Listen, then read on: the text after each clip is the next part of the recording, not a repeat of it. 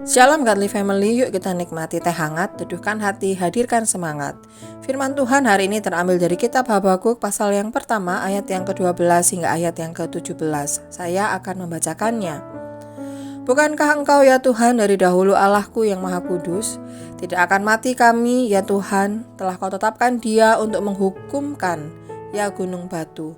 Telah kau tentukan dia untuk menyiksa. Matamu terlalu suci untuk melihat kejahatan, dan engkau tidak dapat memandang kelaliman. Mengapa engkau memandangi orang-orang yang berbuat khianat itu, dan engkau berdiam diri? Apabila orang fasik menelan orang yang lebih benar dari dia.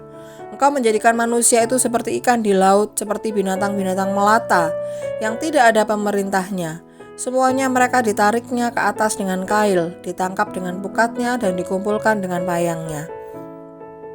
Itulah sebabnya ia bersukaria dan bersorak-sorai. Itulah sebabnya dipersembahkannya korban untuk pukatnya dan dibakarnya korban untuk payangnya. Sebab oleh karena alat-alat itu pendapatannya mewah dan rezekinya berlimpah-limpah. Sebab itukah ia selalu menghunus pedangnya dan membunuh bangsa-bangsa dengan tidak kenal belas kasihan.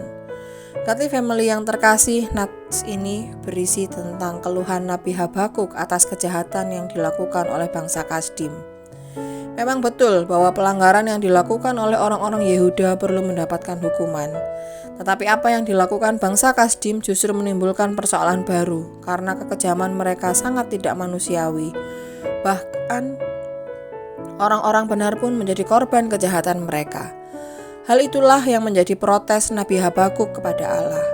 Dalam protesnya kita dapat melihat bahwa Nabi Habakuk mulai mengalami krisis kepercayaan kepada Allah. Ia protes, mengapa Allah yang maha kudus dan maha kasih itu membiarkan kekerasan dan kejahatan terjadi? Bahkan orang-orang Yehuda dibiarkan seperti ikan yang ditarik dengan kail, ditangkap dengan pukat, dan dikumpulkan dengan payang. Meskipun kenyataannya seperti itu, Habakuk tetap percaya bahwa Allah Israel adalah Allah yang maha kudus dan gunung batu baginya. Ia berseru dan memohon pertolongan Allah atas sikap semena-mena yang dilakukan oleh bangsa Kasdim. Dalam pandangan kita sebagai umat Allah saat ini, kita dapat melihat bahwa Allah berdaulat atas segala hal yang terjadi dalam hidup kita. Tidak ada satupun yang bisa lepas dari kendalinya. Bangsa Kasdim dipakai oleh Allah untuk menolong umat pilihan ini kembali kepadanya, karena kehidupan mereka yang telah menyimpang sehingga mereka dikoreksi Allah melalui pembuangan ke Babel. Godly Family yang terkasih, kita juga pasti pernah mengalami kehidupan yang penuh dengan pertanyaan-pertanyaan yang tidak terjawab, seperti yang dialami oleh Nabi Habakuk. Kita datang kepada Allah di dalam doa-doa kita dan mengeluh kepadanya, tetapi Tuhan seolah-olah diam. Kita melihat kesewenang-wenangan terjadi dan keadilan seolah-olah lenyap dari bumi, tetapi Tuhan tidak bertindak sama sekali.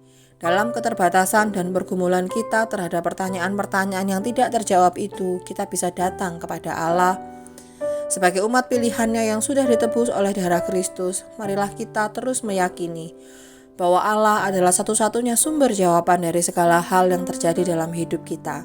Dan Allah lah yang berdaulat dalam setiap aspek kehidupan kita. Dalam keterdiaman Allah, kita percaya bahwa Allah merancangkan sesuatu yang baik untuk kita. Mari kita berdoa.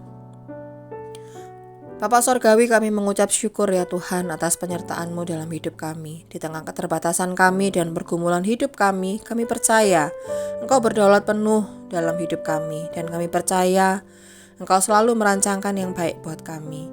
Sertai dan pimpin setiap aktivitas kami sepanjang hari ini, agar di dalam setiap apapun yang kami lakukan, nama-Mu saja yang kami muliakan. Amin.